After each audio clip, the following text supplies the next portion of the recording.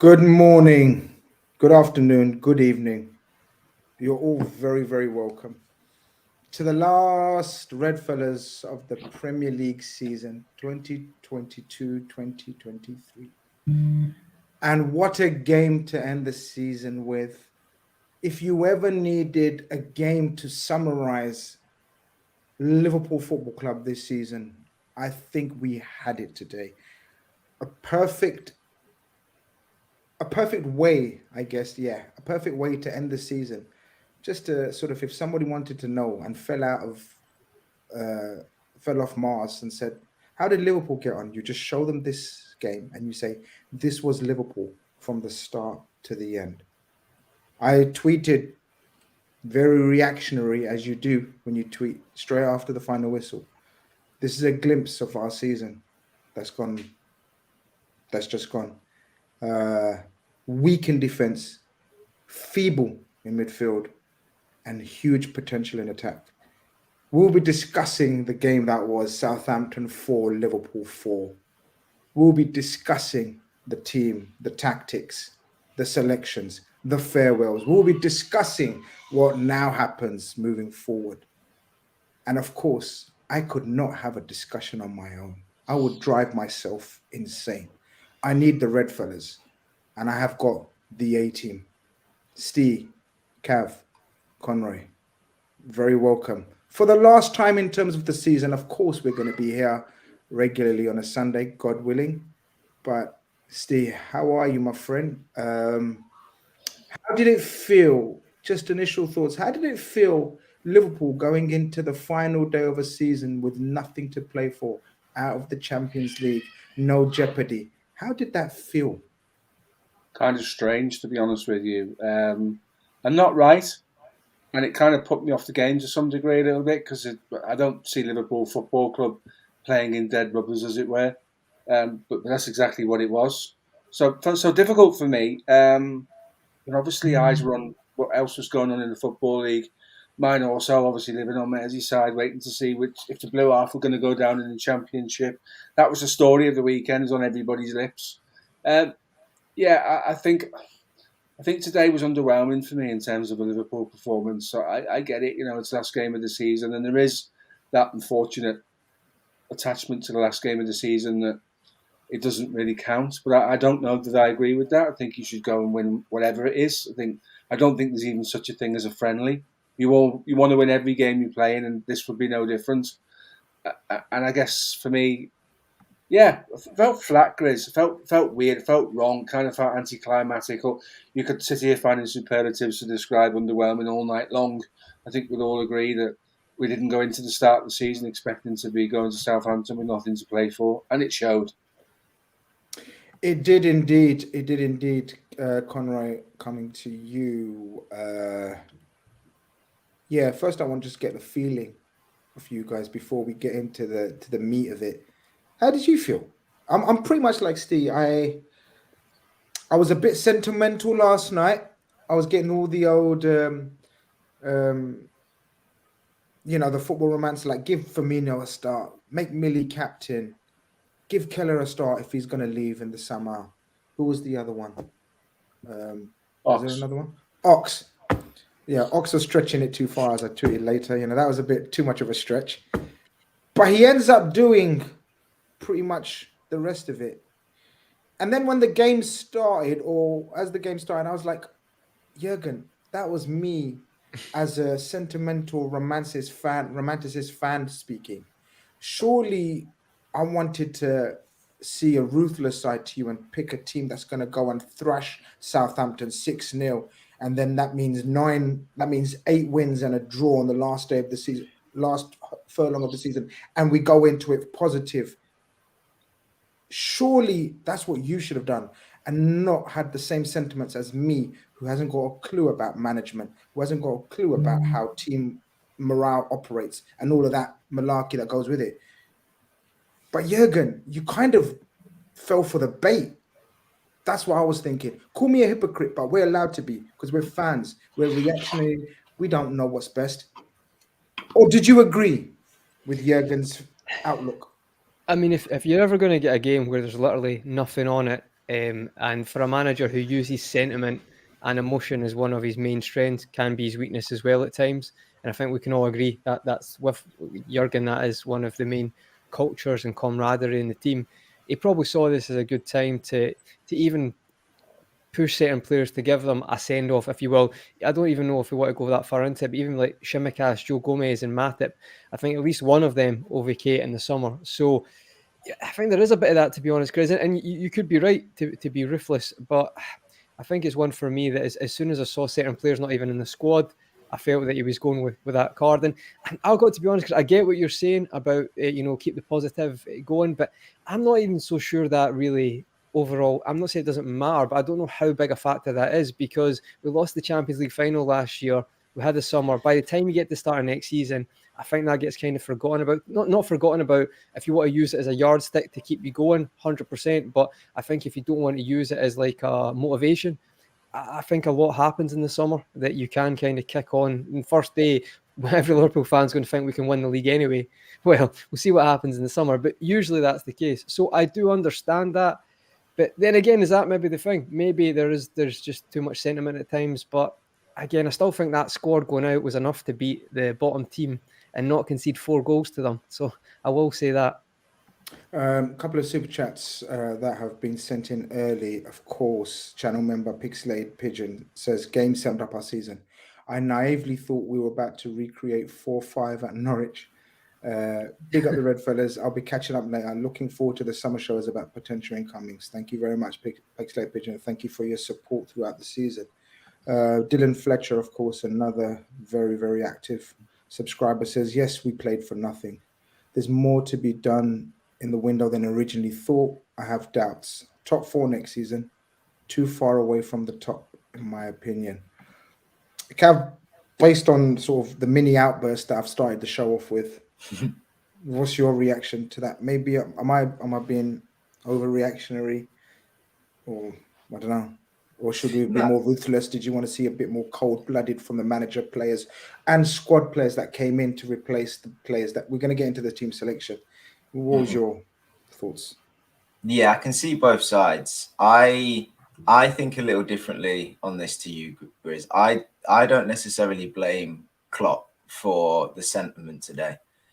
My frustrations are aired at the players, and probably wrongfully so, because there's a couple in there that haven't played a lot of minutes recently, so you can't expect the best performance out of them. But I want to see players step on the pitch and recognise that they're still putting on a Liverpool shirt, that they are playing a team that's already relegated, that they are playing a team that they should be beating, and they have teammates that are fit and in form and scoring goals, and go out there and perform for themselves and for our club as well. And they didn't. There's disappointing performances out there today. So, look, if we're going to be Liverpool and we're going to be different to other clubs, this isn't just a football club. This is a home for players as well. We're different in that respect. That's what makes us special. And opportunities like this, dead rubbers, we can prove that by playing players based on a little bit of sentiment.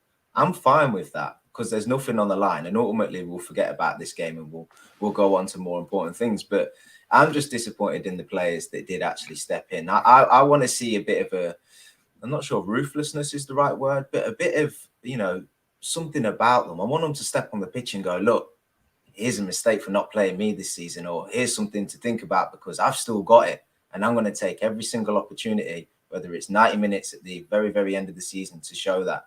And they didn't really. And I think when we talk about our expectations for next season, we all hope that we'll be able to win some cups and maybe be fighting for a title. And to do that, you need a squad, but you need a squad that's fully motivated.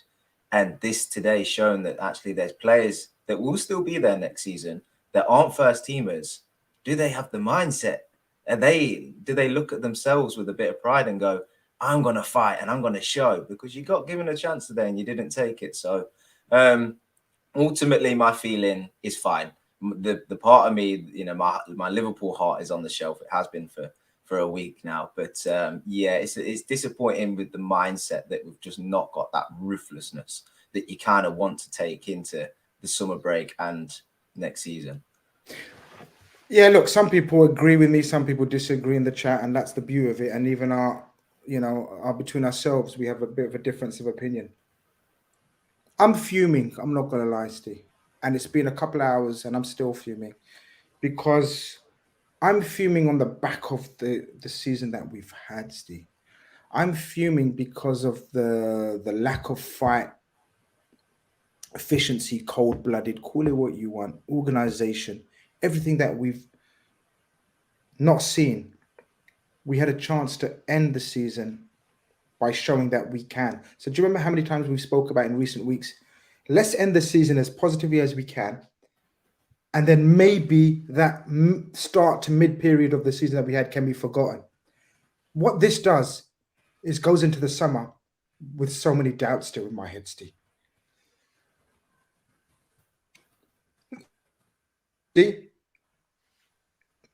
Steve, can you hear me? Yeah. Yeah. What I was saying was this just ends the season with so many doubts still, Steve, as opposed to what I wanted to forget about the start of the season that we had. Yeah, I'm with you. I'm frustrated to some degree. I kind of agree with some of what Cav says in that there's players that need to, Joe Gomez thinks he's worth a first team shirt. Joe Matip would think, don't sell me, I'm worth a first team shirt. Kostas Tsimikas would think when he came to the club, I like the fact that he thought he would challenge Andy Robertson head to head for the left back shirt. We're a bit further away from where we need to be, that maybe off the back of today's results, but whether we like it or whether we don't, since football began, there's been a last day of the season syndrome where players switch off. Wolves went to Arsenal and got beat 5 because it just didn't turn up because there's nothing to play for. It happens. The last thing you want to do is summer holidays, spend it in rehab because you've injured yourself. And unfortunately, that is the way that players think. I don't agree with it, and it's frustrating. That is the way that players think. And because if we win, lose or draw, our league position doesn't change and there's nothing to play for, there's no extra finances involved, there's no change in the competition, it is what it is. It's kind of go out there, see the game through. And this is the way that they think. See the game through, no injuries, no major problems, go away on your break, reset the batteries, we come back next season, hopefully off the back of a strong transfer window, and we go again. I just sat and watched that game today, and it epitomised everything that's been wrong with this season. We've got a goalkeeper there that people are saying, if we sell Kelleher's £25 million, not off the back of that performance today, because he was at fault for at least 3 of the goals. And this is the point. If you're going to buy a goalkeeper for 25, 30, 35 million, don't buy Danny Ward. I'm not saying Kelleher's Danny Ward, but some of those goals are Danny Ward-esque today. And can you trust him over 20 league games under pressure? We don't know, because he's played in cup matches against lower opposition and he's played well in 2 cup finals. So there were opportunities for people today, they just didn't take them. Whether the club thought there were opportunities, Grizz, I'm not sure. But I think there's quite a lot to do, and hopefully the impetus of some new bodies in and around the club will drag those that are a little bit flat, a little bit lackluster. We'll drag those guys into a slightly different mentality, because it's not coming from within at the moment. And I still wanted to go to Southampton and win, but like I say, end the season, last game, nothing to play for. It happens, and it happened to us today. Mm-hmm. Time to give our channel sponsors, a shout out. Guys, make sure you're following your FUT card on Twitter. Check out their website. Some of these prints are amazing. They've got the latest Bobby Firmino ones out as well. You want your FIFA cards, your banners, your prints, these are the people to go to. The website is one of the most simplest to use. Even someone like me knows how to use it. And even if you do get stuck, then there's always the help button, and they're more than able and more than welcome to help you. All you got to do is ask anything you want in there. Track your order. Your image looks squished or it doesn't make you look good, ask them. They may not be able to help you, because that's the way nature is. Unfortunately, if you don't look good, you don't look good. But yeah, they'll be able to help you in any way, shape or form. Go check them out. yourfutcard.com. Use the code RedFellas and you will get 15% off all your purchases. Conrad, the team is selected. Obviously, as I said, the sentiment or the romance last night, I was like, go on, give them a go. But it turns out that it's true. Also, a couple of extra changes that maybe we saw, maybe we didn't see. Virgil van Dijk, Konate are rested. Alisson is rested. Robertson is not risked. Nunes is not risked. What do you think about that lineup? Taking away the sentimental ones that were going to start. The Gomez and Matip one, my eyes and my focus was, I'm not going to lie, I'm going to be honest. My eyes and my focus and my concentration, I wanted to know what Joe Gomez and Joe Matip are going to show me today. I really wanted to see that. I want your opinion, what you thought and of the team lineup and what you was looking for. Yeah, I think specifically with the Gomez and Matip one, it's an interesting one, Grizz. I don't know if you tweeted it, but I saw a few tweets earlier, just before the game, saying it would be interesting to see if you know, it is fully sentimental, or if it is a case of to see, right, one of you is staying, one of you is going, or if they both are potentially going, show me what you can do. And I know what, listen, it's Southampton away, I get that, but you've very rarely seen they two play together, especially in this new system with the way Trent's operating. So I do think there was eyes on that. I think that's one that you could probably take something from and analyse. I think with the rest, I'm really happy with the front three. I mean, I think Bobby Firmino came on last week and done more than 20 minutes in his farewell game at Anfield than the rest did. I think Jota done well last week as well when he came on. So I was quite happy for that, and that kind of, again, why Jota started as well. So that made sense to me. Happy with all that. And then again, midfield, I was fine with that as well. No Arthur Melo kind of drop-ins or anything like that. It was Jones, Fabinho and Milner. Again, I'm okay with that. The main focus for me, a bit like yourself, was the centre-backs. I was quite confident that our front three would create and cause problems, especially to a team that, let's be fair, they've been poor defensively. That's why they're bottom of the league. So I was quite confident with that.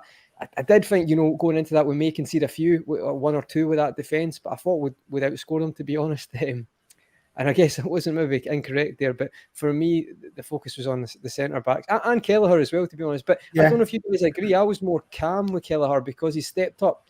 I know you say cup competitions, I agree, but like Champions League games, like he had, he turned up in the past. I think the comments said that was his first off day. I would probably agree with that. He's really... I was quite calm when Kelleher starts in place of Alisson, so I was more okay with that one, mainly the centre-backs. What about you, Grizz? Was there any from your point of view that straight away, apart from the centre-backs, that you had a problem with, or you quite okay with, that we had enough, sorry, you felt confident that we had enough to beat Southampton? We have to play with the card we dealt with. There was nothing else that we could have done. The rest of the team is the rest of the team. If you take away Virgil, Konate, Alisson, and Nunes, that's pretty much the rest of the team is pretty much the squad we've got. Now, what we have to do is analyze and discuss who is leaving, apart from the four that are voluntarily leaving or running out of contract. What happens to the rest of them? And I want to get into that, Kev. Philippe H sends in a super chat, a resident Newcastle fan. Of course, congratulations to Newcastle for an amazing season. Crazy season for Newcastle. LFC owners and Klopp have a lot to answer for this summer. Couldn't agree more. Anything less than 4 players is unacceptable, in my opinion. Big up, lads. Thank you so much for that, Philippe H. And everyone from Football Khanage congratulates you and Newcastle as well for your great effort this season. Manager of the year, in my opinion, by the way. I'm going to shoot early with that one. Manager. Can you hold your horses, please? We've got awards, so we can do that later on in the show. You've given it away now. So that's maybe the manager of the year. That's Conroy not invited on that show. Cav, that's me off the list. Cav, the lineup, as we said, mixture of young and old and leaving and whatnot. As I said, my focus was on the centre-backs and see what they're going to show me. Conroy makes a very good point about the keeper as well. Yeah, sure. The rest of the squad is what we're dealing with. So, and we're not going to go into the game with the incidents. We'll touch upon a few incidents here and there. But out of that squad then, Cav, out of that squad, and we know with 4 players that are going, 2 of them didn't even get on. And I didn't expect them to get on, really. Ox and Naby Keita just epitomise. And Arthur Melo, not even worth discussing or talking about. Naby Keita and Arthur Melo, I tweeted, were 2 of the worst transfers in recent history, given their context of each of their situations. Arthur Melo coming on the back of a quadruple chase last minute, and Naby Keita 4 or 5 years ago on the back of £55 million. So given the context of both, awful. But looking at the rest of the squad, like Conroy's saying, what did you make of it now? What does it suggest to you then? That do we have to do more than we envisaged? Or do we not judge it on this game and then just maybe a bit calmer, be a bit more reflective, and then assess in the summer? Because I think there's decisions and very awkward and hard decisions to be made. Well, I certainly wouldn't just use one game to sort of make a judgment on whether a player should stay or go, whether they're worthy of being there or not. But I suppose there was an opportunity, as we've spoken about, for some players to step out there and go, look, I can still do it, you know, or I can give you something. And nobody really did. We discussed when we did the Tic Tac show the other day, Grizz, whether Gomez and Matip might leave. And I think we kind of agreed that it would be probably too much work to do for both of them to go, especially when we consider the homegrown aspect that Gomez brings, and the he's been trained by the club for over 3 years and stuff as well. So there's that element as well. But it kind of highlights, Jesus, I mean, they might not play together as a combined unit in the defence often, but if they are backups to Virgil and Khanage, considering we'll probably play 60 games next season, that's not particularly what you want to see, you know, so that's quite disappointing. Kelleher is a funny one. I think he's somebody we would like to keep on at the club, but I guess it will come down to whether he feels like he's ready to make a move and play first team football, and then ultimately what price, you know, we can get for him, and whether it's right for Liverpool, and maybe get a buyback and all things like that we've discussed before. It's interesting because when Bobby, I know we won't talk about all the incidents in detail, but when Bobby kind of sat two players down and put it between the keeper's legs to score the goal, I kind of thought back to the fact that actually at the start, or sort of the first half of the season, he was actually contributing quite well with goals, and I was trying to work out where we would be without them goals, and it then got me thinking something that I haven't really been, because I've always thought the forward options were good and we will be fine next season, but it kind of got me thinking, you take away that player that's still managing to chip in with goals and still managing to have composure in the box. I know Gakpo's got it a little, but Nunes certainly doesn't. And where does that leave us next season without Firmino and not bringing anybody in to replace him? So I would maybe investigate that as a potential, as somebody we bring in the forward line now, whereas I weren't before. And that's purely based on what Bobby showed me is in the past few games, and then me thinking back to what he's given us this season, which is crazy because a guy, you know, who's moving on from the club, I'd like to have not contributed as much as he has. It should just be a foregone, you know, thing that he will move on and it'll be easy. But actually, I think he still offers us something that none of our forwards really can, and that's that kind of link up and that ability in the box.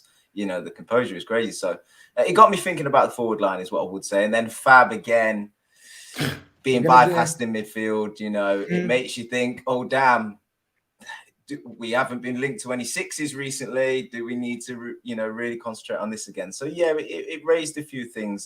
Didn't change what I think we need in the summer, but certainly highlighted maybe some additional bodies we could do with as well. Close to 300 of you now, not even 100 likes. Don't know what to say. Just sums up our season, really. Get on with it. Get the likes. Hurry up. We definitely should be on 150 likes. Steve, Cab mentions not linked with any DMs. Well, we have been linked with Romeo Lavia last week or so. And for the opening goal, it seems as though he wants that move. Puts it on a plate for Diogo Jota. And I know Cav's touched upon, it's dawned upon him like Bobby Firmino's input or output, I should say, this season. What a huge loss that's going to be.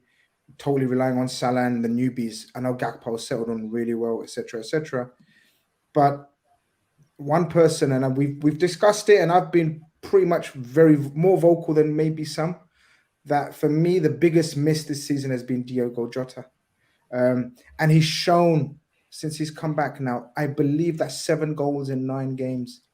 If we're going to do well next season and we're going to be back, this guy's going to be absolutely crucial to us. And he starts the scoring, starts the opening goal, Scores the opening goal, which sets us off really nicely. Crucial player, crucial miss this season. Absolutely. 12 months between goals, wasn't it? A lot of that was down to injuries and then trying to recover your form. So shouldn't overstate that and say he's been terrible for 12 months, because he hasn't. He's just struggled to get game time. For me, the front three that should be written down now for the start of next season would be Jota off the left, Gakpo in the centre, and Salah on the right. I think Darwin Núñez is now the man that's got the work to do to try to get back in. And there's a comment made by Cav earlier about a slight lack of composure, and that is a little bit of a problem. I don't think he always knows what he's going to do.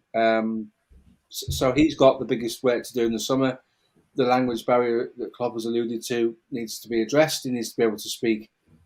Bobby doesn't speak great English, but he understands. And he's a different football brain to Núñez anyway, so he can pick up on the drills and the tactics a lot quicker. You all would have seen Plettigol's comments of Klopp saying to Bobby, what makes you who you are is your football brain. That's not a conversation right now you can have with Darwin Núñez. They're just different. So are you right? Diogo Jota's been huge, and he's a ridiculous goal threat and a fit and firing Diogo Jota is in the front three for me off the left. It seems to work playing him off there, although he got one of his goals down the right-hand side today. There's a little bit more movement now, a little bit of rotation between them in the front three. But I think Darwin Núñez is the guy that has it all to do to get back into the team. I agree with you. And I know, Conroy, you're a massive, big fan of Jota, and we've been spoken about him before. So he scores the opening, and of course, Bobby Firmino had to score on his last two farewell games and appearances. Reminded me of a little bit of the goal he scored against Arsenal when he sat them down and everything. At that stage, you're thinking, this is the perfect send-off. This is the exact tonic that was needed and what I was referring to for an end-of-season game. Go and smash the relegated team 5-6. At that stage, everything was looking rosy because Bobby Firmino's goal was lovely, wasn't it?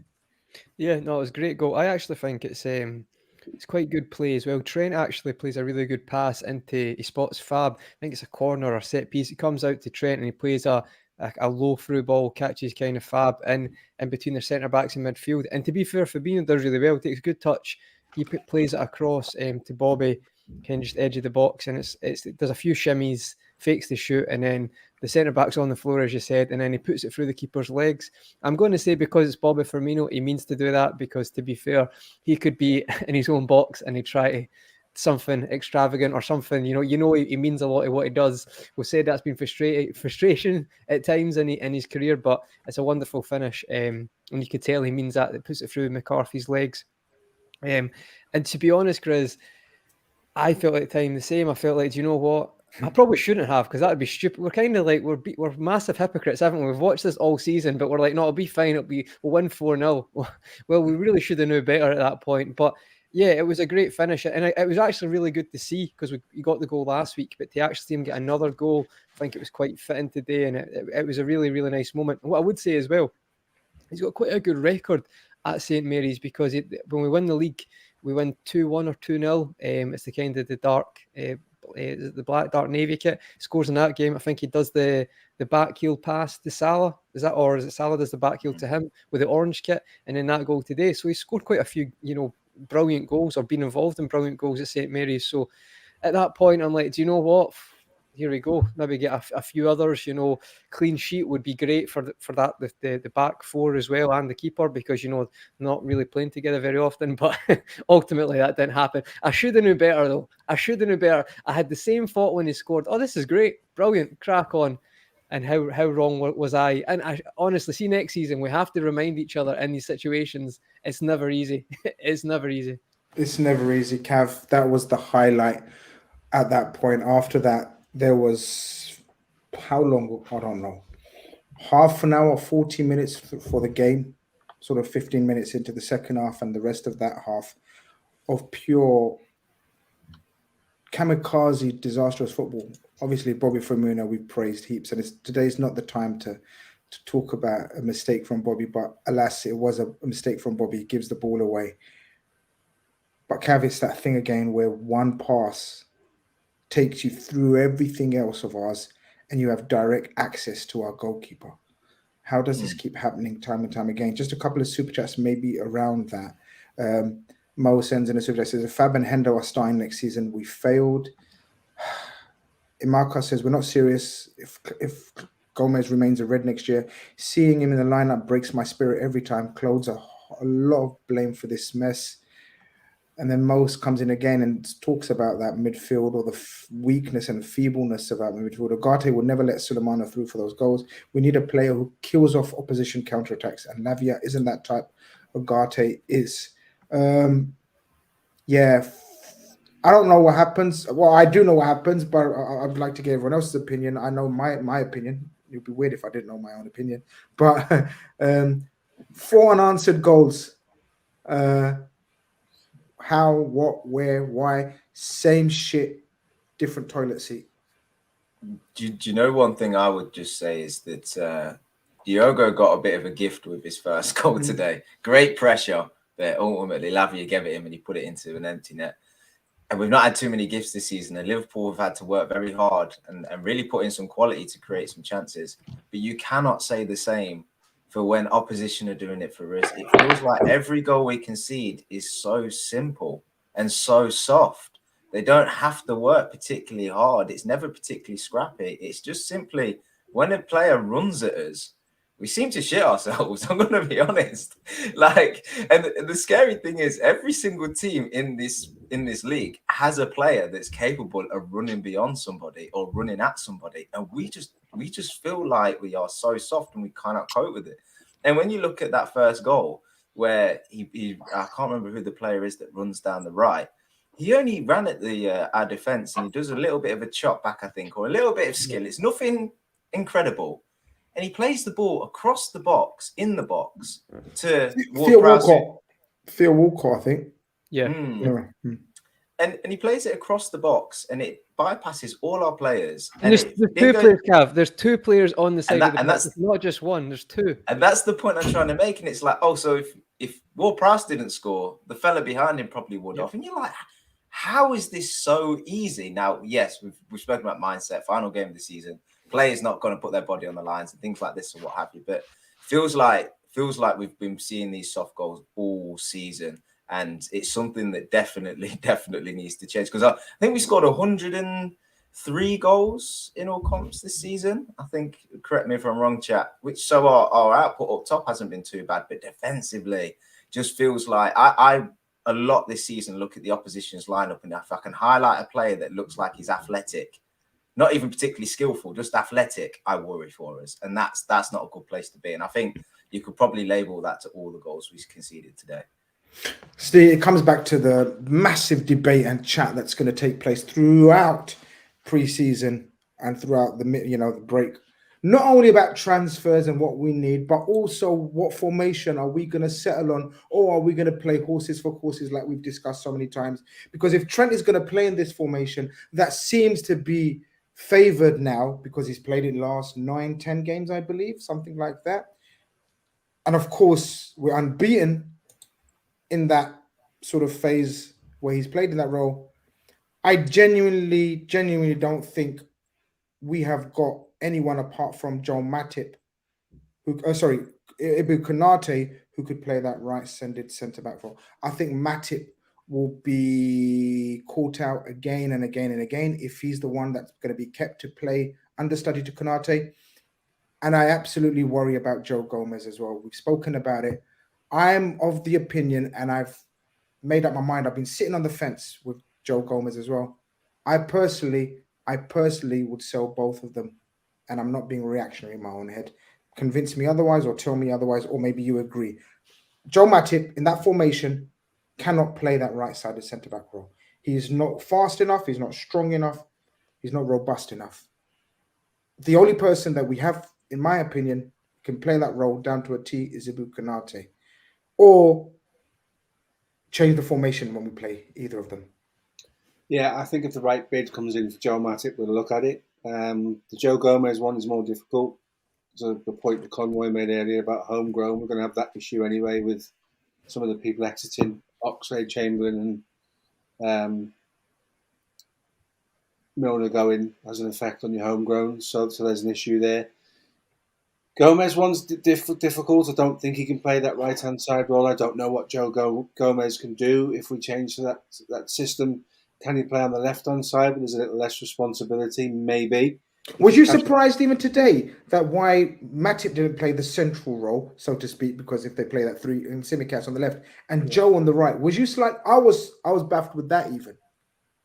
Yeah, I was, but then I think back to the Napoli game where he got isolated on that right-hand side of the defence time and time again, and it turned out to be painful. I've been saying for some weeks now, if we're buying a centre-back, and there's a popular opinion that we will, is that we need to buy someone who's as close physically and attribute-wise to Ibou Konate to play on that right-hand side, to help on that right-hand side. Robertson will just have to learn to play on the left-hand side in the way that he has. I don't think it's a conversation anymore where we say, would we buy a centre-back for the left-hand side? Robertson offers us too much on the pitch as a leader, and there will be times he'll still get to go forward. So I wouldn't change that. I look at those two guys, Grizz, and the drop-off's huge. And whoever we bring in has got to be much closer to the model that's Konate and the model that's Van Dijk. Someone needs to sit in between the best of Matip and the best of Gomez and the other two guys. So when we do have to call somebody in, and this is where Jurriën Timber's been mentioned, obviously, and that's a risk because he's not played Premier League football. He's not sort of a well-renowned centre-back. He is coming into prominence as a centre-back rather than having a 3 or 4 long season stretch of being a world-class centre-back. He offers a lot. He's got a bit of pace. We'll need that.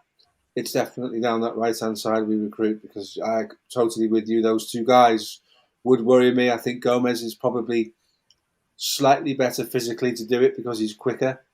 But he has concentration issues for me, and he goes to sleep, and it's too late when he's been to sleep, isn't it? So, Conroy, the Trent continuation, the Trent agenda, discussion, narrative, whatever, the new role, where are you sitting on that? Because I thought, I'm not sure how to evaluate Trent's performance. I'm not going to lie, guys.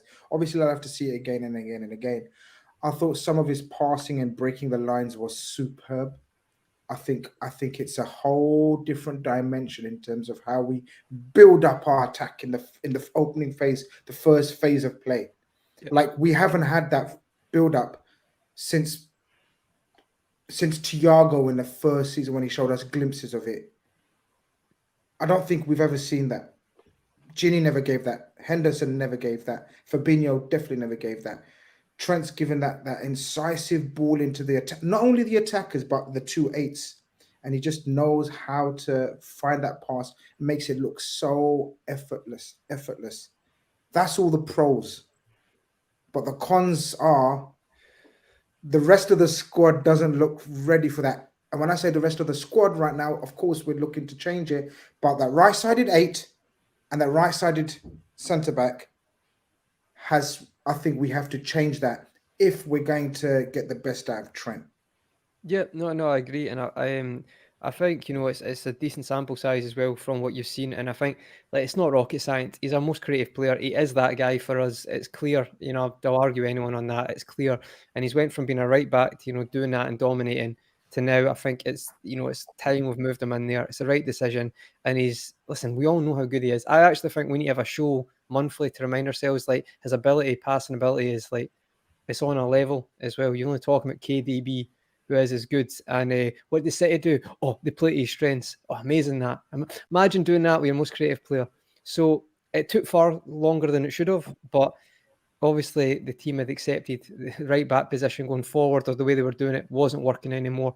But from it, Grizz, even the first goal that Southampton score, it shows that kind of naivety or not fully understanding when you've put players in there who've not played that new system. And I think as well, to be honest, even the Villa game showed the players that had played that system, there's still going to be issues. It's not going to work in sync all the time, because ultimately you're exposing your back line. And you need to be, even if you look at City, who do a similar sort of thing with Stones, it's not exactly the same.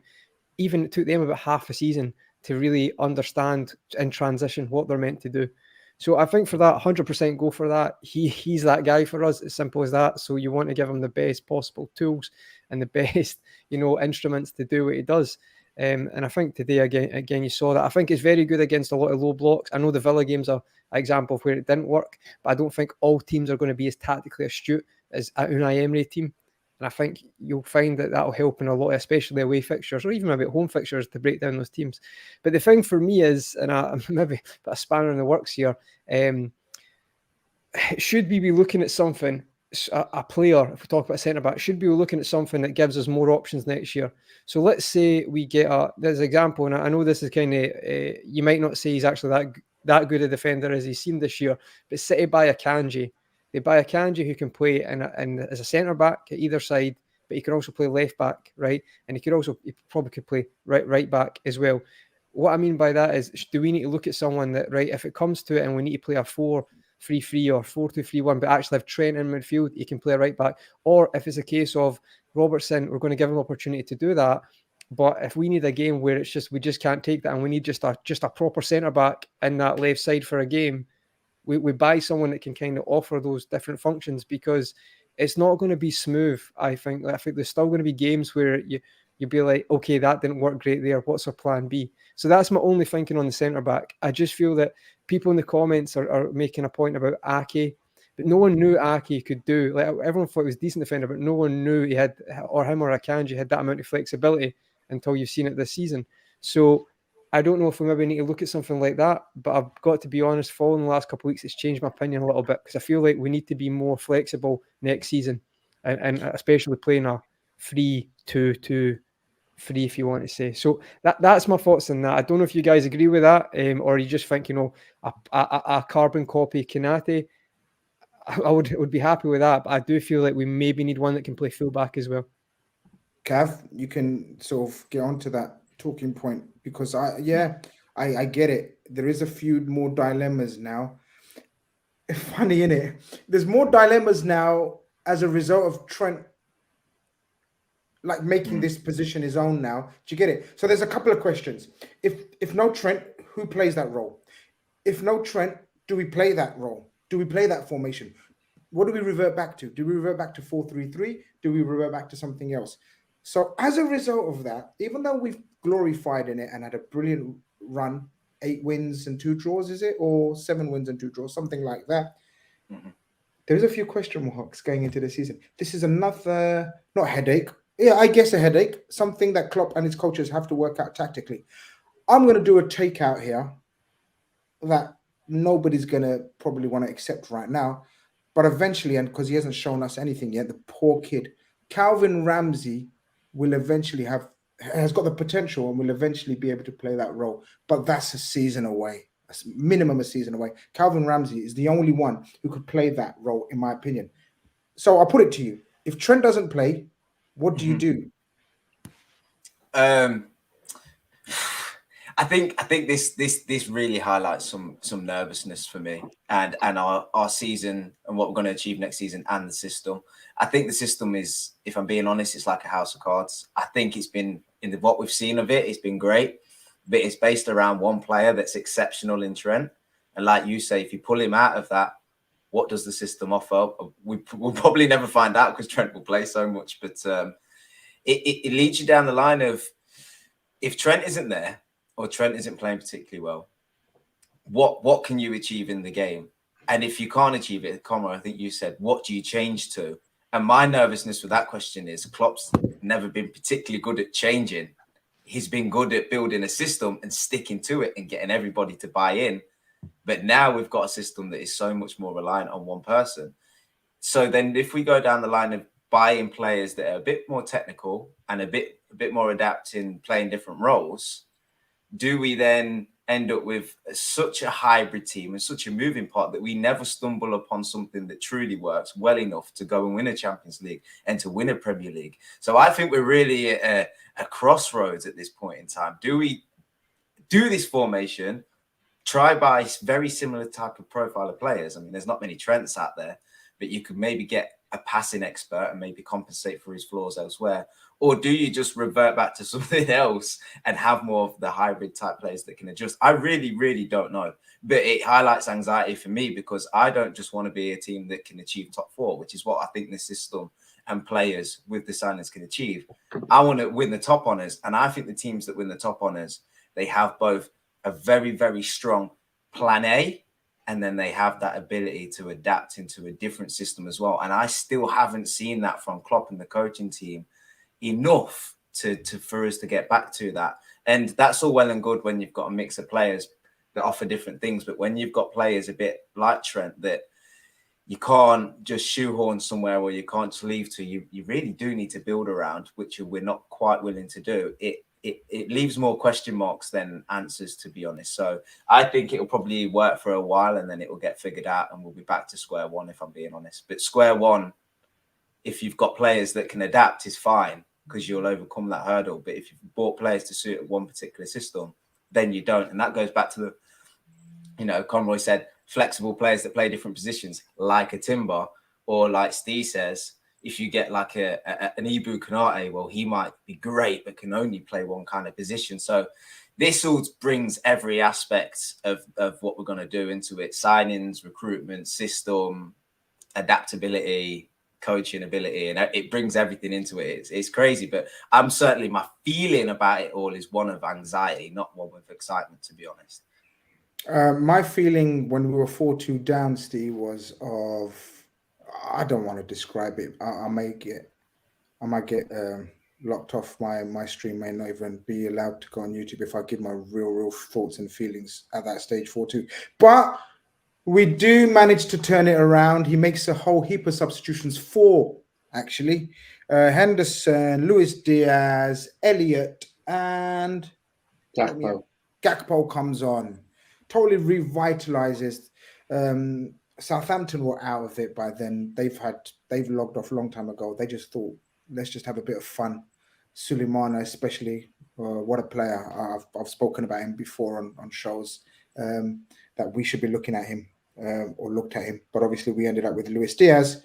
We turn it around. We score some stunning goals. A super chat actually related to sort of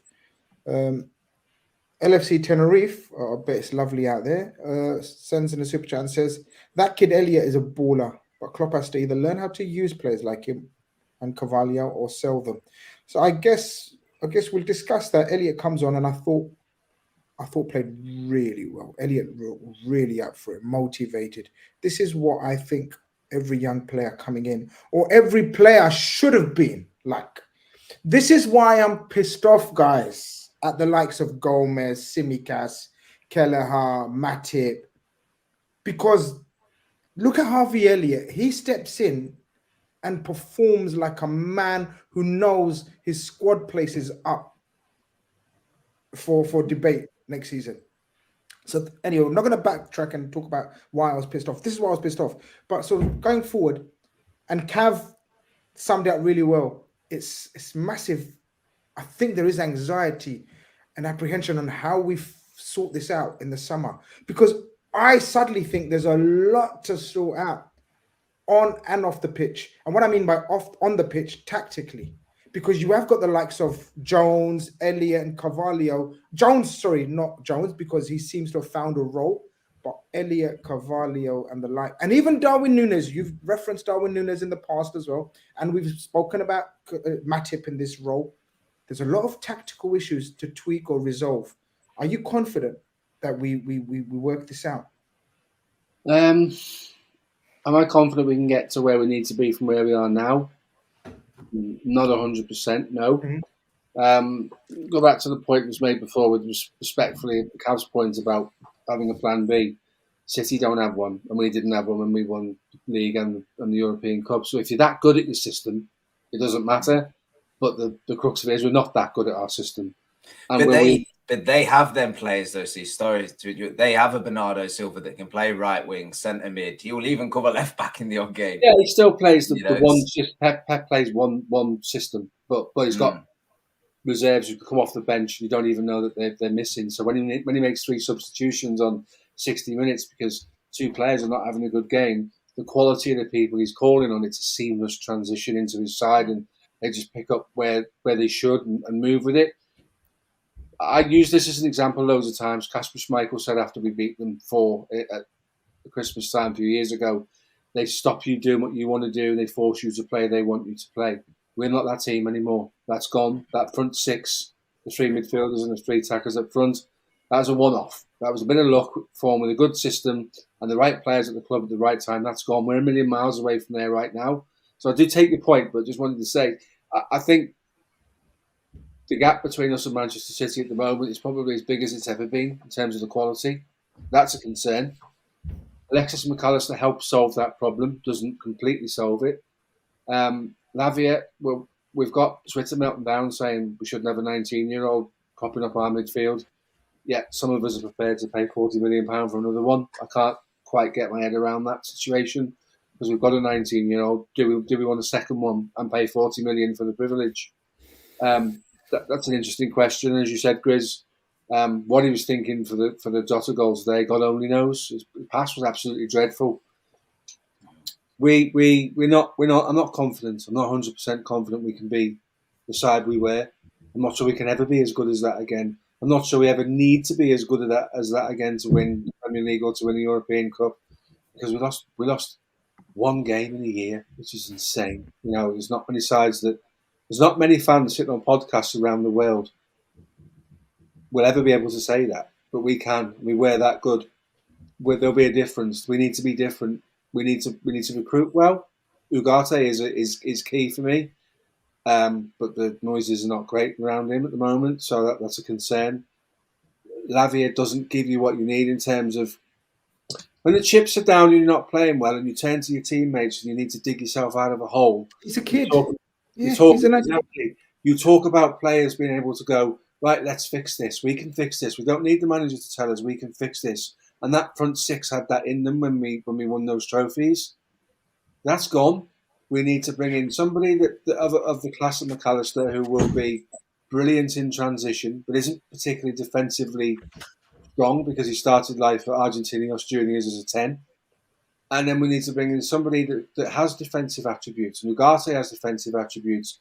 Gravenberch has defensive attributes. Those are the types of players we need. I've said before, I don't necessarily believe we're going to go and buy a specialist 6, because if you've got Trent in there as a double pivot, you don't need a specialist 6 because you've essentially got 2 guys in there. So I don't know where we go with this. I share your concerns, Grizz, that there seems to be a monumental amount of work to do to get us from where we are now to a point where the 4 of us can sit here on a Sunday afternoon and say, here we go, lads, we're going toe-to-toe with City, because we're a long way away from being toe-to-toe with City at the moment. And there are other issues to deal with as well. You talk about defensive issues, talk about who's going to play up front. I told you I think Diogo Jota should play in the front 3. I completely forgot Luis Diaz. So there's where we're at. We don't really know what we're doing at the moment. Looking at these guys up front, these 5 guys, we can make a case for all of them. Maybe Darwin Innes is the one we don't fight his corner for particularly at the moment. But it will be what we do in the midfield. And without Trent, we'd probably play a 4-3-3, the much loved and tested 4-3-3. Right now, we don't have the bodies to play that. That was evidenced at the start of the season when everybody took us to the cleaners in the middle of the park. So Klopp says today he wants to crack on for next season. Well, he's got some long hours to put in on the training ground with new bodies and old bodies to try and get us to where we need to be. Nature Boy says, love you, Cav. Just thought I'll point that out. No, that's my boy. Okay, no problem. We didn't say he's not. We just, we love you as well. We're just feeling a bit jealous. Conroy, we all seem to think there's a lot to do. And I think majority of the fan base has come round to... So, you get so many different segments of the fan base having differing opinions. Like, some people want the whole club burnt down and start again. And then the other extreme where is, no, nothing's wrong. Just 1 or 2 signings and everything will be fine. We know there's not a happy medium right now, but there is a serious medium right now, which is, there is a lot of work, significant work. But as I said at the opening of the show, we pretty much know that the potential of the attack is quite good and frightening. Like, to score 100 goals in a season like this is still very, very good. But it's important that the people in charge recognize this. And from Jurgen Klopp's post-match conference, post-match press conference, it suggests to me that he is aware, and we will be very active, because his quote, I quote, a really busy period hopefully starts now. Someone suggested to him, like, what happens now? You're nice and relaxed for the summer. He suggested, no, a very busy period starts now, and I will be on my phone. I'll paraphrase. This is not quote. The first one is a quote. This one I'm making up. But what he said basically was, I'll be on my phone a lot, which suggests to me, I think he's finally seen the light. You know what I mean by that? And knows what he needs to do. Now it's a matter of the club backing him. Yeah. I mean, again, like, I didn't realise Klopp was a director of football as well. Like, you want input, but if he's saying he's the main guy, that's a full conversation we've discussed as well. That I think Cav and I both think that's not a good route to go down, to be honest. If you, I know we're getting the new guy in, but if you're the head honcho for that, I don't think that works out well, to be honest. But let's just assume from those comments, I mean, working aside and and doing that, not being a workaholic and taking everything and letting it consume you, because to be honest, that's very rarely successful, especially in football nowadays. I think, the work's got to be done. But I heard someone say in another stream earlier, it's not Liverpool related, but like, teams now at the top, they don't stop at the top, they just keep going. Man City will strengthen. Newcastle have got Champions League 3 years ahead of them. You think they're going to strengthen as well? And they've showed that they've spent smart, which I think a lot of people have been shocked at, to be honest, the way they've done it. They're going to be a threat. Arsenal have a confidence booster from this season. Champions League football, see how that goes as well. So you've got other people. There's always other people, don't get me wrong, but that means they'll be in for similar targets now as well. And the last couple of years, our transfer and the way we've been doing it, it's not been as smart as we've done it previously. We used to, get, not all the time, it would be, released a couple of days or maybe find out a couple of days before. There's been a few recently that you're well notified, which is not, sometimes that's impossible to stop, but I preferred how we used to do it. But then again, when you get to the top, it's a lot more difficult. But I just feel that at least you get signs that, he knows what the job has to be done. And let's be perfectly honest, like, he's obviously got a lot of credit in the bank anyway. No one's saying that. Like, I know some people always have the comments, Klopp out and stuff, which I'd say 99.9% of the fan base would disagree with. But I'd say that's listening now. I think the one thing you will say is, from where we were, they came into where we got to, and we've managed to get ourselves back on the perch, that he'll know that this season's not been good enough, and he'll know that it's got to change next year. And I think a lot of that's is down to the risk they'd taken at the start of the season about midfield especially. But it's not just one thing now. It's not just the midfield. We're seeing, yes, as we mentioned earlier, change the Trent system, but then that's called exposing your backup centre backs. Even to a certain extent, Robertson has got to learn quite quickly how to play that system as well. He'll get time, because it's like, you've got to give him time to do it, and there's been examples that's improved. But it's like it's like spinning plates at the moment. So it's you talk about tactics, you talk about system, we just spent the past 20 minutes talking about what type of centre back to get as well. You mentioned Jurriën Timber. Even us last week, we're not sure if he's physical enough to cope the way we like Khanage does in our team, playing in the back too. So there's so many questions, so much work to be done. It's going to be exciting summer. I'll say that to everyone listening. Tune in, because Grizz will have some top shows about transfers. I don't think we'll have a quiet summer, but ultimately other people are going to be in for certain players now. And I'll shout out to Keith. Keith has said for about a year, Declan Rice. And the more I'm hearing about other signings, the more I'm coming around to the idea, why don't we just pay 20 million more and get Declan Rice? Because at least it would, or Rice, Caicedo. For me, Caicedo would be the absolute game changer. And I know you're going to say that, Grizz, but again, I feel like that one's just priced that far out the way. But it's a bit like, with a Caicedo, you feel like he went to the Emirates at right back and was outstanding. So you feel like you're at least getting a couple of positions covered as well. But yeah, we'll see what happens. There's plenty to do, but at least Klopp's aware of it. I mean, that's important as well. But what do you think, Grizz? Do you think... Do you always think like the post-match interview you can always take lots from it, or do you think sometimes it's emotional and he's just trying to cover the bases? I think it's the best time to get some insights into the thinking, because I don't know what you guys think. I think that's the time when it's raw, and it's really you kind of sometimes can't hold yourself back, and you say what you really think and say what you really want. And that's just me. And I think, especially with someone like Klopp, who wears his heart on his sleeve, who is a reactionary, emotional manager, human being, and I think he will say stuff. I mean, look, you guys know, I think he talks too much.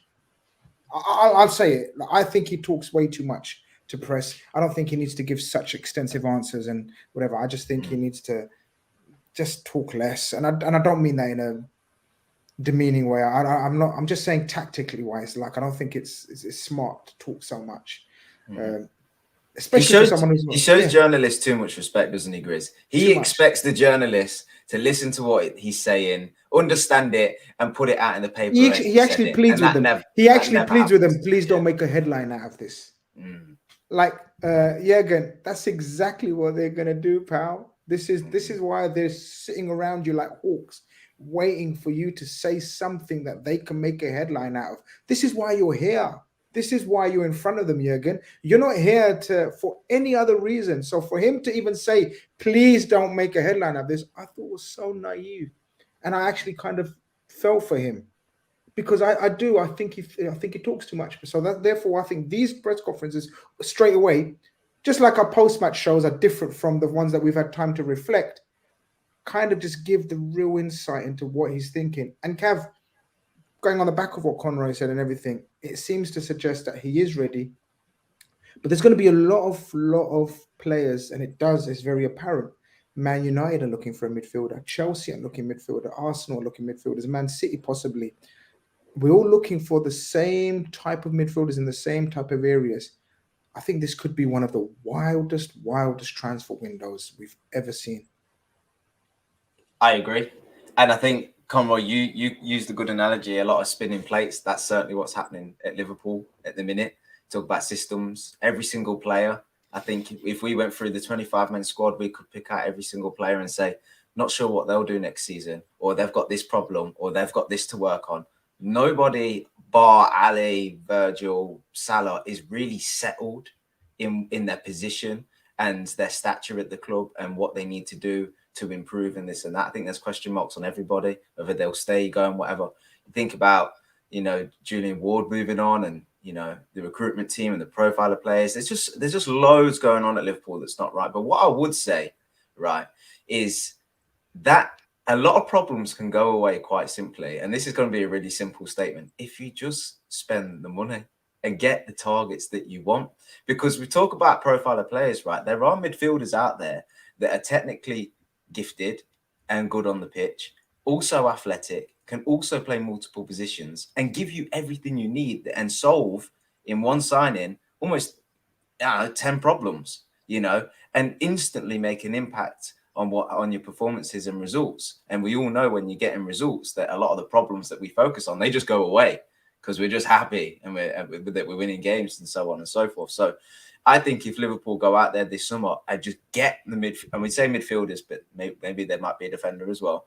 We say get the midfielders and pay the money and don't be outpriced and get the person that you want, because the likes of Caicedo and because the likes of McAllister and these kind of boys, Jude looks like he's probably gone now, what have you. But if you make them signings, suddenly they're transformative and suddenly you solve so many problems. But I don't want Liverpool to do what Liverpool usually do and stay strong on pricing, which is admirable, but miss out on that target and then go for option 2 or option 3. And then before you know it, you're not having quite the same impact. I think quite simply, there's loads of things going on, loads of problems, yes, but make 3 or 4 perfect signings and actually you solve so many problems, I believe. And that's always the case. It's an obvious thing to say, but I think that's needed this summer more than ever, because we're kind of like at a cliff edge with regards to what's going to happen, because there's quality in the squad. You've seen it with the amount of goals we scored. Even that goal we scored today where Elliott puts it into Trent, he whips it back to Gakpo. You watch goals like that and you're like, this is what we can be if you just make the signings that need to aid this squad. But at the same time, You get your second, your third option. They don't quite have the same impact. Before you know it, that quality is not able to shine, and we end up having a season like we had this year. So it's going to be a big summer, and like you say, we're going to have to pay the money because everybody else wants the same players because they need them as well. Steve, everyone jumped on or very happy with that statement that Klopp made, but then obviously the nature of social media is such that people jumped negatively on where the party says this squad has still so much potential.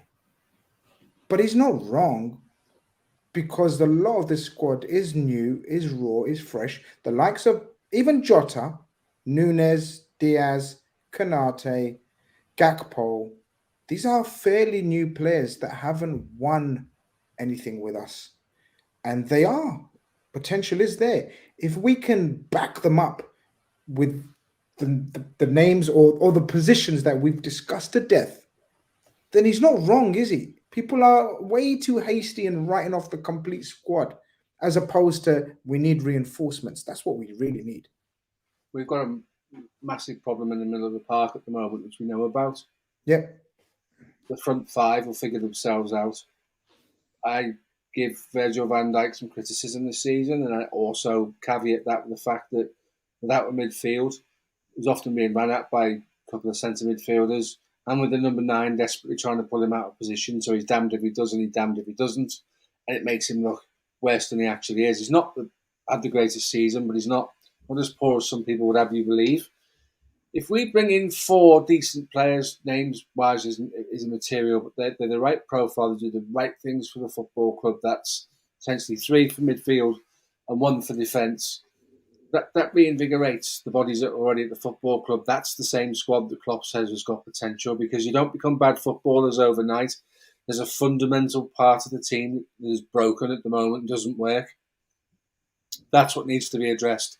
And that will be what people like us 4 do, and length and breadth of the country, bringing out names, deciding who could it be. It's this guy, it's that guy, it's not that one, it could be this one. We don't know. We don't know at the moment. And Grizz, you're so right when you say that there's going to be a number of clubs looking for players at the moment.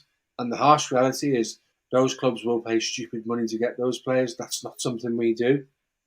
So what was our number 1 target last week, with some insider information, though, in that allegedly Mason Mount fancies a move to Manchester United, he might be off the radar now. We might be retuning our sights on somebody else. Personally speaking, with regards to that one, if a guy's talking via his agent or whoever to the press saying he favours a move to Man United, then drive him there yourself, as Klopp would say, because you don't want to come, we don't want you. Don't be batting your eyelids at Manchester United. Go there if that's what you want to do. We only want players that want to play for the football club. This could be a tough transfer window as well as a exciting one. There'll be an awful lot to say on social media. There always is. Something to stay clear of, if you ask me right now. But it's going to be difficult. We might end up with players we didn't bargain for getting, and they might turn out to be superstars, and they might not.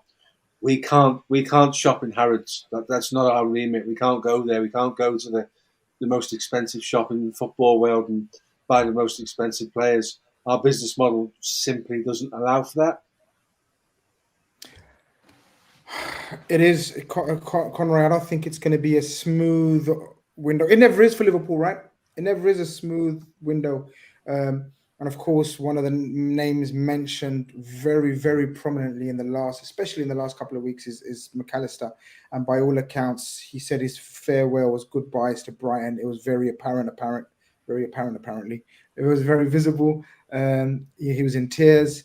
Alexis McAllister is, I think it's fair to say, we're front runners.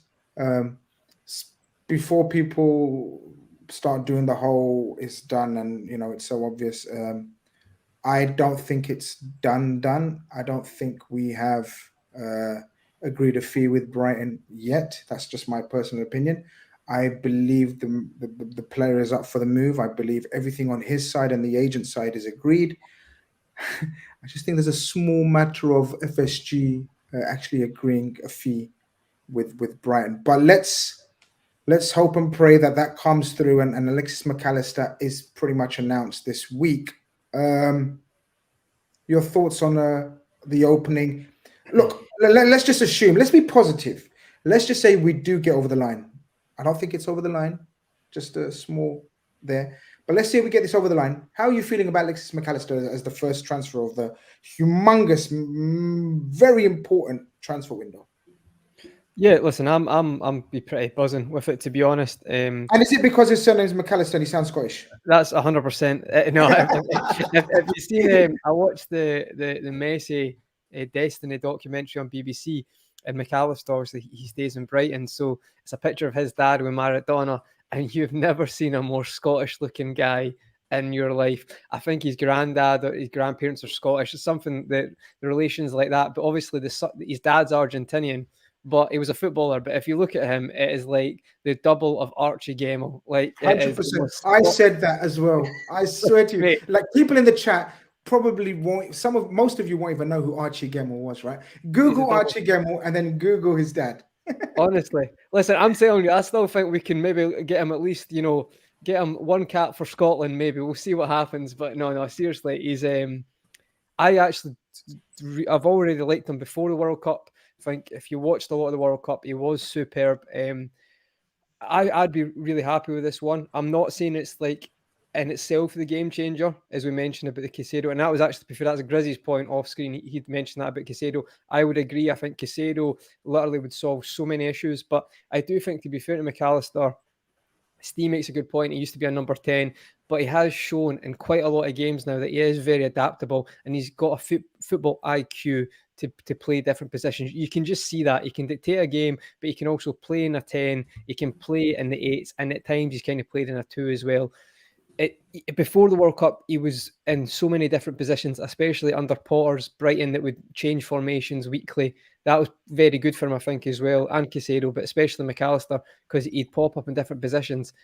Again, I think he would be an excellent signing for us. I think he'd give us that creativity in midfield, but he'd also allow us, we just spoke about different ways we're going to play. If Trent's, taking in that box midfield, looking for the pass, I think he'd be great in there, but he can also do a different job. I think he would be I've got to be honest, because I sound a bit mad, I get it, but I think if it's 60, 65 million, I think it's too good an opportunity not to sign him. Do you know what I mean? For what you get in football now, some of the crazy prices, I think, and me and Cav have debated this, I do think he's got a higher ceiling. Like, I think when you watch him, I just think his mentality, what he can do.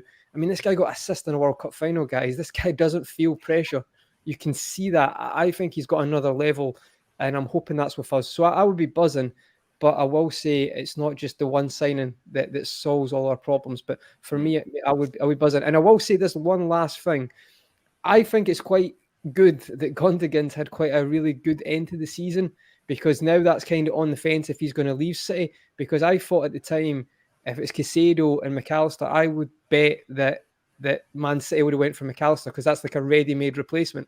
So I think that's kind of went in our favour. So get it done, as you said, Grizz, before anything else. Any rumours come about that Gundogan's maybe going to Barcelona. Yeah, I think you make a very good point. If people are looking for sort of comparisons and stylistically, I don't think there's a more apt comparison than to Gundogan of Man City. Where are you with Alexis McAllister? Cav, I know you're a fan, but just let the people know you're buzzing about this, aren't you? You're totally buzzing. Yeah, I love him. I think he's perfect for Liverpool. Absolutely perfect. I know not everybody shares the same enthusiasm as me. Majority do. Yeah. 100%. I just think he's one of those players that ticks almost every box. Mentality is incredible. Played in, as Conroy's alluded to, high pressure games and come through it really well. Driven, you can see that will to win in his eyes and his body language and how he drags, his teammates through in the Brighton games, especially. And then on the pitch, I think his overall game is brilliant. I think he's got good close control, technical footwork, passing's quite decent. Can go by a man, can chip in with goals, can cover the pitch well. I think he really offers absolutely everything. And I'm just thinking about the system, whether it is that sort of Curtis Jones kind of role in the system we've been playing in recent weeks, or if we revert back to a 4-3-3, I think he can do both. I think that he'll get on with his teammates. I think he'll settle well, and he's shown this year in the Premier League that he can do it at this level. So I just think he ticks so many boxes, and I just think that Liverpool haven't had a summer like this whereby we've needed the perfect players quite so much. So when I think there's one or two that stare at you in the face, yes, they might cost a bit of money, but you kind of have to do it. And look, when we look at the high transfer fees that have been paid for players in the past, them clubs have needed them players, so they paid the money to solve the problem that they have. Do you know? I know we all want to sort of get the best players and the players that we need for less fees, but ultimately we're being backed into a corner here whereby we need to get the right player to get back to being successful. And if I just fear that if we go for option 2 and 3, like I say, we just go around in circles. And McAllister for me is that guy that's like Caicedo. I think he's a different type of player, obviously, but talking the same respect, whereby you bring them in, and I just think the chances of failure are so low. We spoke about sort of the similarities and traits stylistically to Gundogan, and we know Jurgen Klopp was a huge fan of Gundogan, one of his favorite players that he's coached. He speaks about him so often and so highly of as well. So I don't want to dampen the spirits, but I'm just going to give my take on it. Steve, I think he's a wonderful player, wonderful technician, as Brendan would say. And I accept everything that you guys have said, or Conroy and Cav have said about him, in terms of his mentality seems to be brilliant. He's playing for Argentina World Cup, and he's strolling through games, and he's controlling the tempo of games and the most high pressure of games because of the Messi thing. And, you know, it's not overawed him. I get all of that. But I'm talking about the weaknesses of this Liverpool team. I'm talking about where we've been lacking, where we've been found out, especially this season, in terms of physicality, in terms of defensive transitions, in terms of speed of other teams countering us, in terms of set pieces, in terms of everything else. For me, Alexis McAllister would be a brilliant addition, would be even a more brilliant signing if it's complemented with that destroyer, that physical specimen that I'm looking for to complement him. I'll only glorify this signing in conjunction with others. Now, that's not taken away from Alexis McAllister. Alexis McAllister as an individual is a brilliant player. Do you get what I mean by this, guys? Mm-hmm. I'm looking as the squad signing. What we need as profile collectively of the 3 signings, 2 to 3 midfielders that we need. Some say 3, 4. Let's just say 3. If he's part of, let's say, a physical monster like Caicedo, it won't be Caicedo, but let's just say someone like Caicedo, then I'm overjoyed with this signing. But if it's not Steve, and he's our, marquee signing, and then we buy a project like Lavia and a centre-back, I'm going to be very underwhelmed. Yeah, I understand that. You're right. He doesn't solve the problems by himself, and they need some high-profile technical ability, some strength, some steel, all the things you just said alongside him. That isn't in the club currently that we need to go out and get. I said before, Gravenberch played as a DM for most of his time at Ajax. So you get your physicality, you get your ability to put the screen up. He's 6'2", he's mobile, he can play football, he can play in an 8. He's even played further up the pitch this season for Bayern. What was telling is they played him at the weekend in their title decider. A lot of tactical plays being played by a lot of coaches all across Europe. Yeah, so that's telling him, hang on a minute, we rate you, we're going to play you in the biggest game of our season. So that one's certainly not a no-brainer at the moment. You're quite right. There needs to be another marquee signing that addresses the problems. I couldn't agree with you more. Who that's going to be, I'm not sure. I'd like it to be. It's a name we've all said loads of times. I'd like us to find a way to get Ugarte, but that seems difficult right now.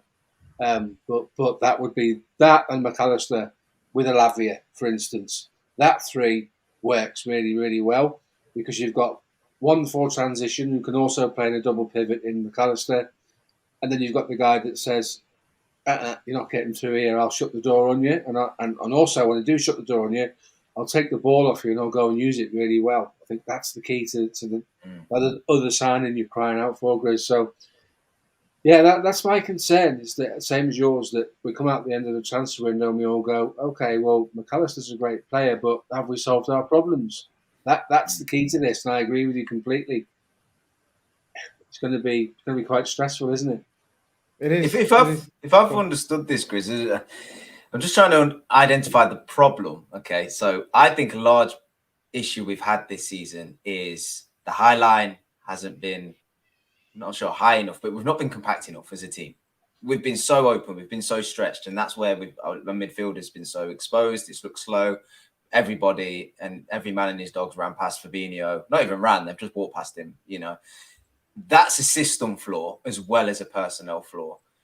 I think that we need to, yes, have more steel in there, more aggression. I also think we need to be more compact. And you've seen in recent weeks that when we've done that, Fabinho suddenly is making challenges and managing to cover the pitch well. So when we talk about McAllister, I agree he will not solve that problem where athletic midfielders are running beyond ours. He won't, right? Caicedo will do that better.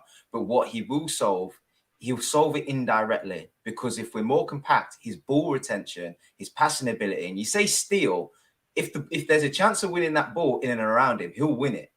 So I think he does solve not all the problem, but I think bringing him in does solve part of it. I think you then have to combine it with everybody else being confident on the ball and aggressive enough. But I also agree we need that, you know. I know you've made this argument before, and I've countered it before, and I'm going to counter it again, because that's what's brilliant about debate. Before Conrad and Steve comes in as well, they might have want to say on it as well.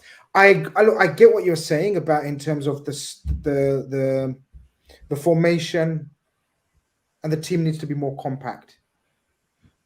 But I disagree about sort of individuals can't enable that to work better, because the same system we played with Gini, Henderson, Fabinho in their primes was being deployed with Thiago, Curtis Jones, Milner, Henderson out of their primes, and it showed.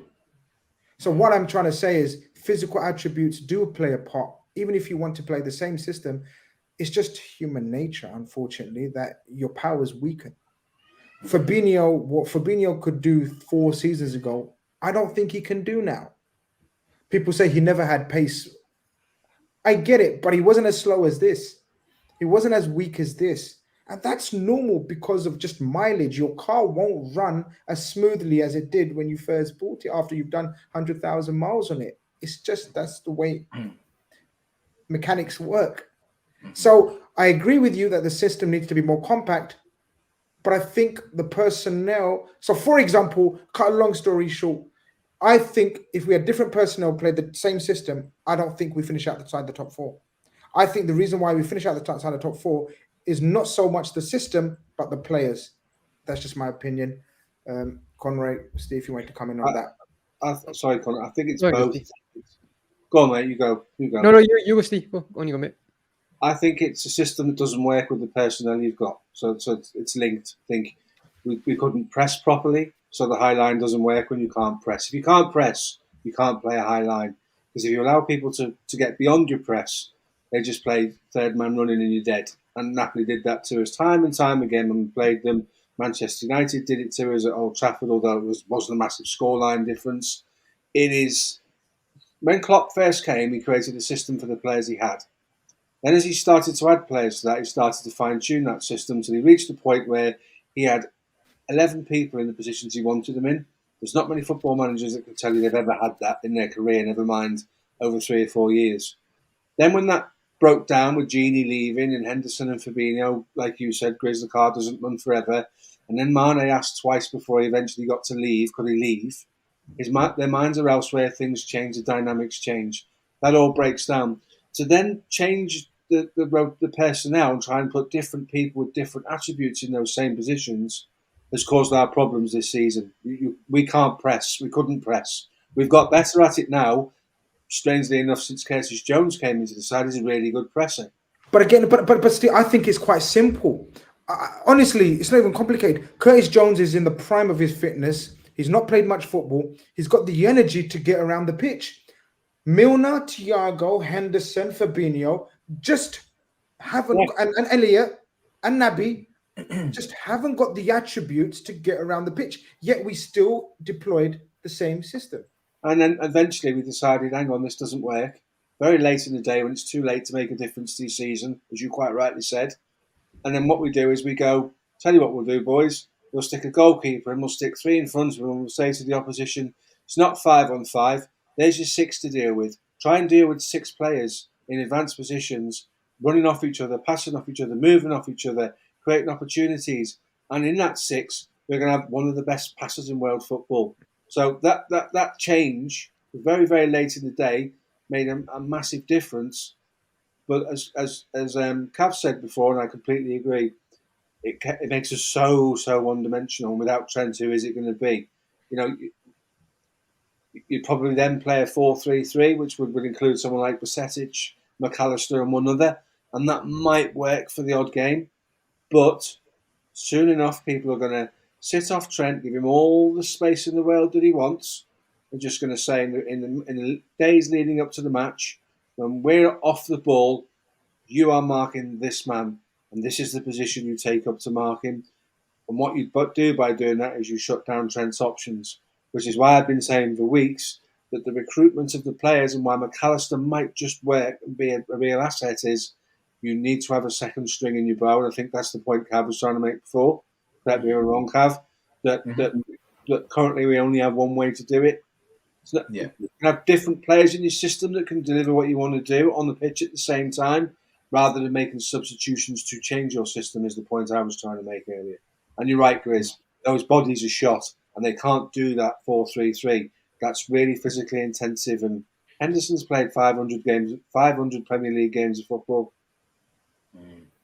Con, did you want to come in on that? Yeah, I just wanted to say that I think there's kind of truths in what everyone's saying here. I think, like, for me, it's like Klopp is not it's obviously an example, but Klopp's not Pep. Klopp's not like amazing. His team's never been amazing at wanting to play possession based all the time, killing with 1,000 cuts. That's not how he does it. So to go completely with midfielders like McAllister, who can do both, by the way, but ultimately he's a technician, right?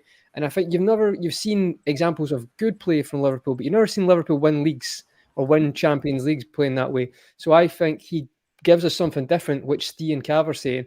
But I tend to agree with both. But I do agree with Grizz on the fact that 100%, if we have Fabinho as our only first 6, and I know what you're saying, Steve, about the box, but I just think Fabinho 2 games in a week is done for me. Like, he can be rotational, but in transition, he's been all over the place. And teams are too smart in this league. You cannot be that poor at transition. I don't care. Most of the teams now, the level is that high that they're very good at finding any weaknesses. And I think at times this season, Man City, he looked good. You've seen games he's looked good, but I do think consistently he's not got that anymore. I think you can play him rotationally, but I think it's very, very important you get a 6, and that's my opinion. I feel like you need a combative midfielder like a Garty there, because teams are going to look for weaknesses, and the standard's so high that I just think if we don't get it, it would be a mistake in the summer. But what I mean is, all your points, I think there's a lot of truth in all of them. I think it's just a case of, it comes back to the original point, McAllister would be brilliant, but I think it needs backed up with that other combative midfield, in my opinion. Like, and I get it about Bacetic, by the way. I do like Bacetic, but again, it's like, we're Liverpool here. This is like putting all our eggs in one basket with a 19-year-old. Again, it's like sometimes we can't see the insanity. You know what I mean? It's like, it's obvious that's not the right thing to do. Like, people look at Brighton as an example. Like, Matoma was being at Brighton for 3 years. They literally sent him out on loan. Like, it's not as if they just like, oh, he'll do and stick him in. It's like there's a process, and there's lots of clubs do that, not just Brighton. But again, it's sometimes we can't see what's right in front of us, and that would annoy me. And that's my only fear going into the summer, guys. At the start of the season, I could see that happening, and that is my one fear. And Steve, I do get your point about the box midfield with Trent. I do get it, mate. I just think rotationally, Fabinho, that's all he could be for me now. I just don't think he can do 50 games a year. That's just my take. I agree. I agreed with this pretty much at the start of the season. So nothing, even this little phase has changed my mind. Again, we saw a glimpse of Fabinho today. It's not going to be pretty, in my opinion, if Fabinho is still the sole starter in that number 6 or whatever position you want to call it now, as a double pivot with Trent. Fabinho has to have help in there. I agree with Conroy. Fabinho has to be a rotational destroyer, DM, whatever you want to put for us to be successful. I believe we won't win the league. We won't win the league. I'll tell you that now. If Fabinho is our lone 6 going into next season, it just can't happen. Or Hendo's is backup, because they're as bad as each other now. They are. They're magnificent servants, legends. Call them what you want, because it's all worthy. Captains, leaders, all of that. But no, now's the time to move on. And now's the time to move on from this show and this evening. Season 22-23 is ended. That doesn't mean our RedFellas have ended. We will be continuing majority of the weeks. There may be a week here and there where they feel a bit lazy. What have we got coming up? We have got coming up tomorrow. I have got people from Ajax TV. We talk Ajax, I beg your pardon. Speaking all things Gravenberch, Timber, Kudos, maybe even. Make sure you check that out. Tomorrow is 8 p.m. or 7 p.m. I'll just keep an eye on the socials. We check that out.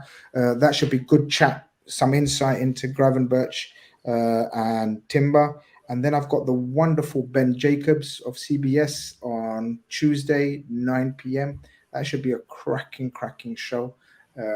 Ben Jacobs has a couple of links into the Liverpool inner circle, so that would be good to get his take on all things Liverpool transfers and everything else. We've got loads of shows, loads of contents. Like, don't give up. Don't think the season's down and down and out, and don't be down and out. I think we're in for, as Cav says, a wonderful summer, especially of content, if nothing else. Do you know what I mean? So stay with us, stick with us. It'll be good. Cav, Conroy, Steve, anything else to add, fellas? Nope. No. Just thanks for the therapy sessions. I think it's been well needed this year, but I think for everyone's health and the chat, not just us, everyone, you feel much better. And I think a personal one in my head has to be the 7-0. That was just surreal, absolutely surreal. And then I think it was the Notts Forest, which is the other side, where I think we really needed a therapy session that day. I think that was a pretty heavy one. So thanks to the chat for all season, and obviously thanks to you guys. It's been great on that side of things, for having chats to go through games. It's been much easier than sitting in a dark room for 2 hours. So it's been much better doing that. So thank you very much. Yeah, look, it's what we do, man. We can't stop talking about Liverpool. Like, imagine stop talking about Liverpool just because they're not winning a few games. Nah, not us. RedFellas, over and out. Love you all. Take care. Bye-bye.